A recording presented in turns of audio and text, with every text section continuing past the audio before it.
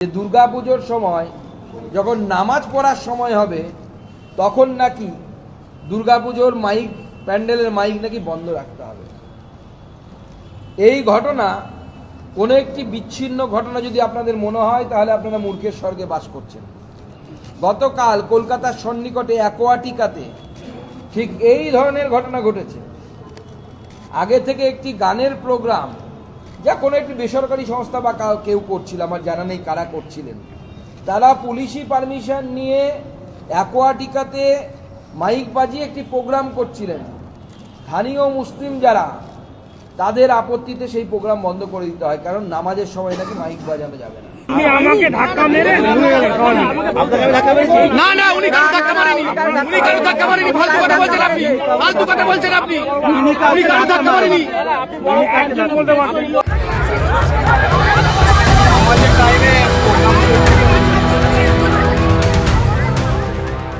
নামাজের সময় বাজানো যাবে না মাইক, নামাজের সময় গাওয়া যাবে না গান।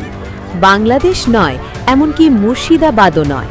এবার এই দাবিতে দিনে দুপুরে কলকাতার উপকণ্ঠে অ্যাকোয়াটিকায় বন্ধ করে দেওয়া হয়েছে সঙ্গীতানুষ্ঠান। এমনই অভিযোগ তুলেছে বিজেপি।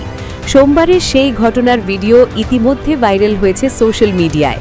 সেই ঘটনার কথা উল্লেখ করে এদিন গভীর উদ্বেগ প্রকাশ করলেন কেন্দ্রীয় শিক্ষা প্রতিমন্ত্রী সুকান্ত মজুমদার।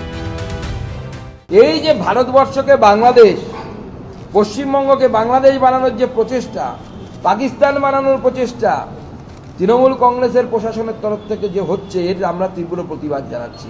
এবং তারই প্রতিচ্ছবি আমরা কখনো অ্যাকোয়াটিকাতে দেখতে পাচ্ছি, কখনো আমরা দেখতে পাচ্ছি তৃণমূল কংগ্রেসের সেই বিধায়কের আমডাঙ্গার বিধায়কের বক্তব্যে।